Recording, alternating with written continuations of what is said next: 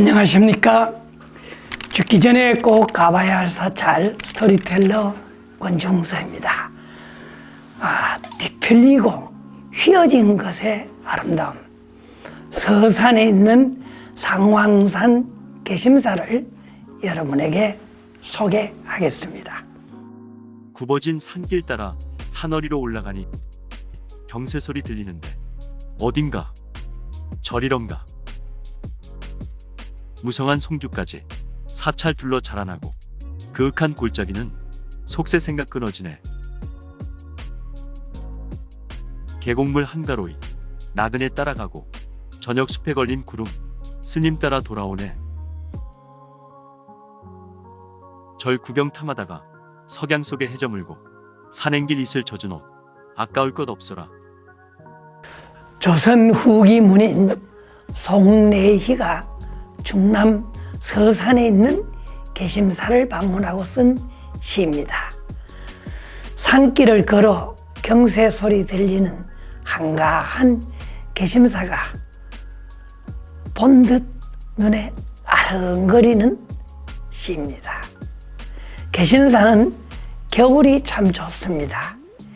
흰눈에 덮인 낙낙장송의 휘어짐도 아름답고 감나무 꼭대기에 남은 까치밥도 넉넉한 여유를 주기 때문입니다. 이처럼 마음을 열고 부처님의 지혜에 들어가는 곳이 바로 상왕산 개심사입니다. 시멘트 포장길은 아름다운 정취를 놓쳐버릴 수 있으니 조금 걷더라도 옛길로 가면 조그마한 오솔길과 겨울을 건너 솔숲이 우거진 고개마루를 넘어야 절이 볼락말락하여 참 걷기 좋은 절입니다. 돌뿌리에 걸리기도 하고 솔방울을 차기도 하며 고개마루에 올라서서 노송에 기대어 시원한 바람으로 땀을 훔쳐보는 것도 괜찮을 것 같습니다. 그러면 그래서 자랐구나 라는 생각이 드실 겁니다. 입구에 들어서면 극락세계로 향하는 사각 연못이 있는데 그 위에 놓인 외나무 다리도 퍽 인상적입니다. 약간 아찔한 맛도 있고 또 여름이면 연꽃 위를 걷게 되어서 욕망을 떨쳐버리고 사바세계로 해서 극락으로 들어가는 신선함도 느낄 수 있어서 좋습니다. 그리 높지 않는 몇 계단을 오르면 극락의 세계를 알리는 안양루가 나오는데 거기에 보면 근세의 명필 해강 김규진이 예서체로 쓴 상왕산 개심사라는 편액이 아주 큼직큼직하게 쓰여 있어서 보는 사람의 마음을 뻥 뚫리게 하기도 합니다. 그러면 이 상왕산 개심사에서 상왕은 무슨 뜻일까요? 부처님은 코끼리의 왕이라는 의미입니다. 불교에서 코끼리는 중생구제의 실천행을 보여주는 상징적인 동물로 중생구제의 서원을 이루신 부처님의 행동거지는 마치 코끼리처럼 편안하고 여유가 있음을 알려줍니다. 마음을 열면 세상 일이 편하고 코끼리왕 부처님처럼 된다는 것을 말해주고 있습니다. 자, 그럼 안양루의 오른쪽으로 있는 자그마한 이제 문으로 들어가게 됩니다. 자, 이 자그마한 문이 무엇인가? 어리석음과 번뇌에서 풀려나오는 해탈의 문입니다. 그 이 해탈의 문이 작아서 겸손하게 우리를 맞이해 주죠. 일반 사찰의 큼직한 문과는 달리 고개를 숙여야 될 정도로 그렇게 왜소한 문입니다. 뒤틀린 기둥과 낮은 지붕은 자신을 스스로 낮출수록 바른 해탈의 경지에 다다른다는 것을 말해주는 건 아닐까요? 생각을 쉬어 욕심을 없애고 그 속박에서 벗어난 마음 상태를 통해 해탈을 이룰 수 있기 때문에 해탈문은 개심사, 신검당과 이제 짝을 이루게 됩니다. 해탈을 위해 집착하는 마음을 사라지게 하는 수행처가 바로 신검당이기 때문입니다. 부처님의 도량에 들어서면 왼쪽에 시골 툇마루와 사랑방 같은 아늑함을 전해주는 이제 신검당이 이 자칭에 나오죠. 그러면 신검, 검을 찾는다. 그러면 스님이 검객이란 말입니까? 예, 그렇습니다. 스님은 검객입니다. 스님은 어리석음을 자르는 지혜의 칼을 찾는 수행자이기 때문입니다. 개심, 즉 마음을 열고 들어온 중생들에게 탐욕과 속박을 벗어나 부처를 이루기 위한 장소가 바로 신검당입니다.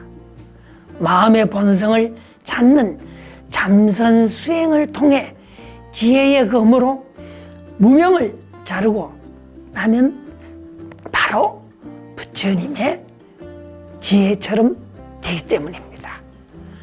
당나라 영은 지근선사는 뜰 앞에 핀 복숭아 꽃을 보고 깨달음을 이루었습니다. 깨닫고 나서 모도성에 이르기를 30년 동안 칼을 찾던 나그네여, 싹 트고 잎 지는 것 몇 번을 보았던가.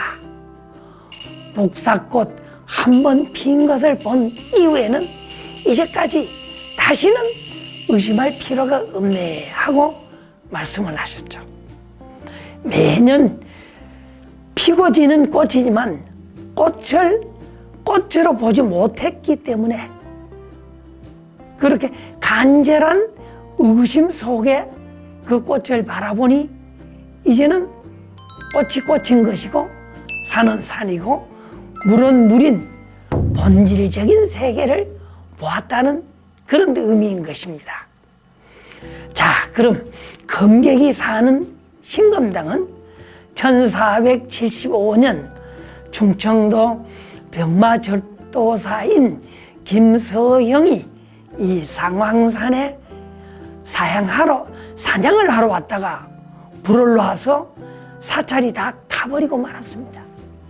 그래서 1477년에 새로 지어서 개심사에서는 가장 오래된 조선 초기의 건물입니다. 생긴 그대로의 자연미를 살린 아름다운 건축물이죠. 그 나무 부재들은 휘어지면 휘어지는 대로, 구부러지면 구운 대로 있는 그대로의 모습을 보여줍니다. 선이라는 것은 더 보탤 것도 없고 인위적으로 조작할 것도 없는 그대로임을 이 신검당의 휘어진 나무를 보면 아실 수가 있습니다. 신검당에 휘어지고 뒤틀어진 기둥과 부엌에 또 이렇게 문지방, 평방, 또 자그맣게 달아낸 툇마루, 이것이 겨울 햇살에 흰빛을 토하는 또 미닫이문, 또 여닫이 등등 어느 것 하나 아름답지 않은 것이 없고 예스럽지 않은 것이 없습니다. 고드름 밑으로 떨어지는 물방울 그대로가 지혜의 칼이고 아름다운 자연입니다. 요즘 이만한 건축물을 찾아보기가 아마 힘들 것 같습니다. 현 개심사는 의자왕 14년 654년에 해감국사가 창건하셨다고 합니다. 대웅전은 1475년 전소된 후에 1484년에 새로 지어서 지금의 모습을 유지하고 있죠. 대웅전 법당안에는 고려 충렬왕 6년 1280년에 보수에서 모신 아미타 부처님과 또 좌우에는 보관을 쓴 관세음보살, 또 육장한을 든 지장보살이 서 계십니다. 가끔 대웅전이면 서가모니 불인데 왜 아미타불이 계실까? 또 아미타불을 모셨으면 당연히 관음 대세제여야 하는데 또 왜 지장보살님이 계시는가 하는 의심이 들 때도 있고, 저도 그런 질문을 받을 때도 있었습니다. 근데 이 모든 것은 부처님과 보살을 모실 당시에 중생의 염원에 따른 것입니다. 편액은 대웅전으로 해도 아미타불을 모시고, 또 대세지 보살님은 중생들이 어느 분인지 잘 모르니까 지장보살님이 우리 지옥 가는 중생들 구제해 주니까 현실적으로 훨씬 더 이익이 된다고 봤죠. 그래서 관음 세지보살을 모셨던 것입니다. 아미타불은 높은 연하자 위에 오른손을 들고 왼손을 내려서 이렇게 하품 중생인의 설법을 하시는 그런 모습입니다. 아주 균형 잡힌 비례, 아주 유리하고 아름다운 옷자락, 또 가려가름한 얼굴과 섬세한 손가락 표현 등 정말 고려 후기에 정말 아름다운 형상불로 모셨습니다. 특히 아미타불의 연화대자는 그 연꽃을 붙인 것이 아주 정교하고 아름답게 장식되어 있어서 고려 후기에 수덕사 대웅전 보단의 연화자를 담기도 하였습니다. 연꽃잎을 하나하나 별도로 조각을 해서 만들어서 아랫부분을 못으로 고정을 해서 연꽃이 활짝 핀 아름다움을 연출하고 있습니다. 또한 관음 지장보살님이 서 계신 것은 현실과 명부의 세계에서 고통받는 중생들을 돌보느라 사실 앉을 시간조차 없어서 아마 서 계시는 건 아닌가. 많은 사람들이 나 고통스럽다, 우리 지옥에 간 부모님 구해달라 하는 어려움만 호소했지, 사실 이 관음지장보살님께는 앉아서 쉴 틈도 안 주셨죠. 그래서 좀 미안한 감이 들기도 합니다.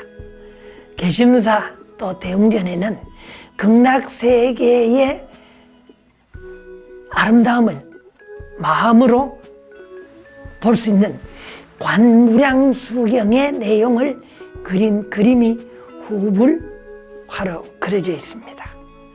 아름다운 극락세계를 보여주는 1767년에 제작한 관경변상도입니다.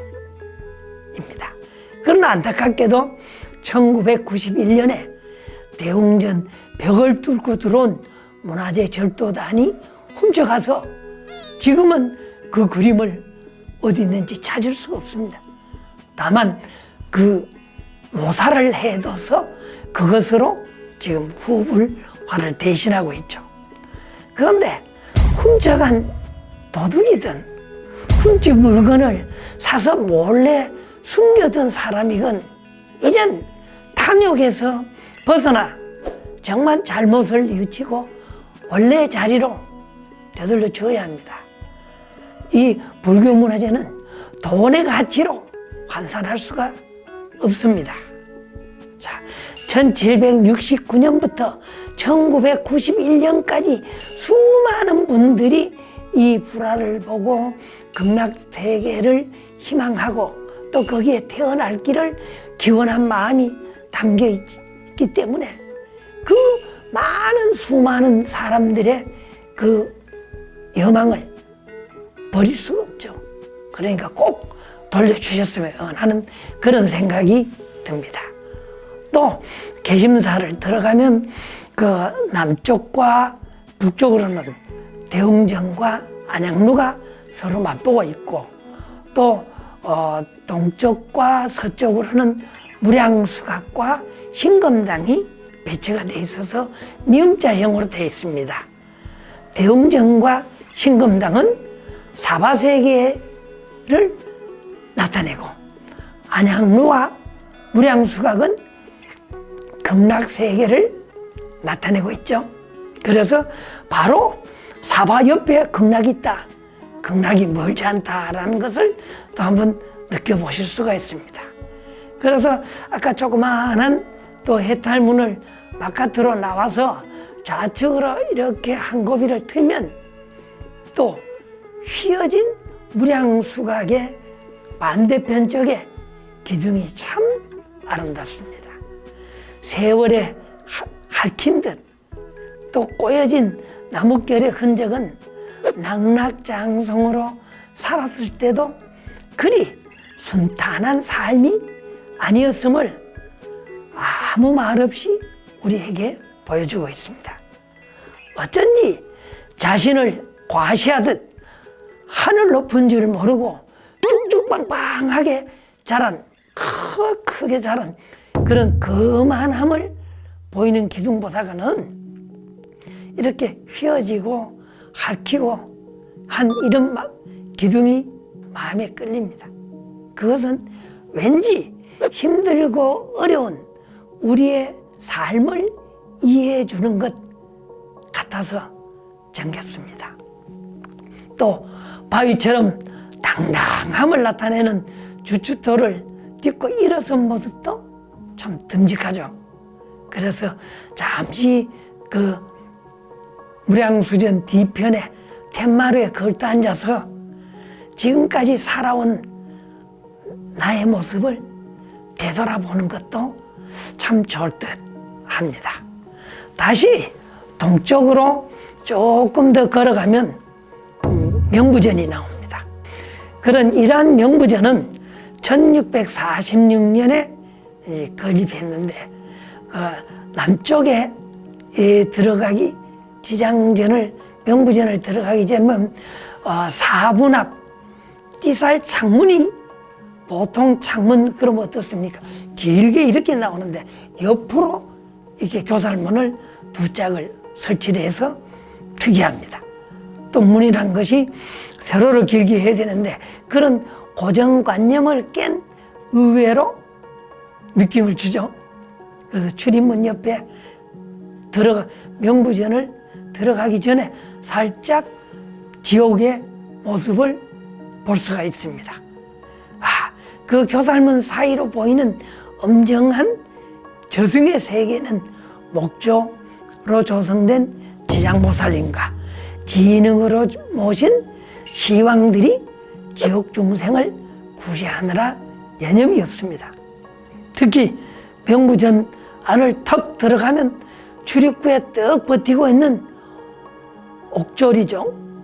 이렇게 무기를 들고 위협을 하는 것처럼 그런 이 사실적인 모습이 내인데 달려드는 듯해서 짐짓 아이고 놀랍네 하고 놀라기도 합니다.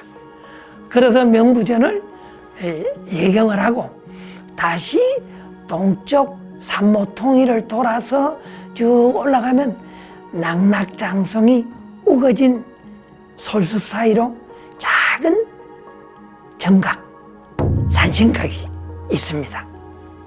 참 이 산신각은 제가 봐도 명당 자리입니다.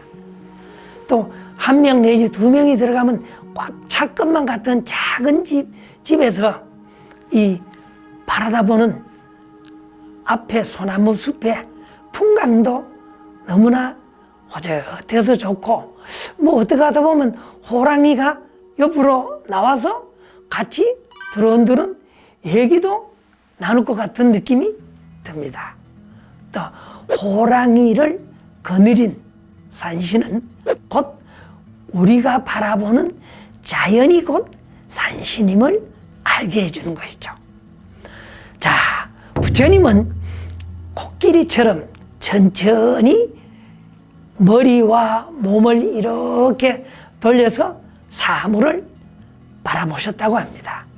이 몸짓을 상왕회관이라고 말하죠. 아까 상왕산이라는 것, 그런 의미가 있습니다. 그런데 이렇게 천천히 몸집을 돌리는 것은 그 경망스럽지 않고 품위가 있는 것을 말합니다. 우리도 세상 사는 모든 일에 상왕회관할 수 있는 마음을 가져보면 좋을 것 같습니다. 개심사는 뒤틀리고 구부러진 낙락장성과 대화를 나눌 수 있는 아름다운 절입니다. 마음을 열면 바라는 대로 자유로움을 만끽할 수가 있죠. 이슬에 옷이 젖어도 아까울 것 없다는 정말 한가한 개심사에 여러분도 이 겨울에 한번 다녀오시는 것은 어떨까요? 많이 답답하셨죠? 한번 다녀오시기를 부탁을 드립니다. 예, 죽기 전에 꼭 가봐야 할 사찰 스토리텔러 권중서였습니다. 감사합니다.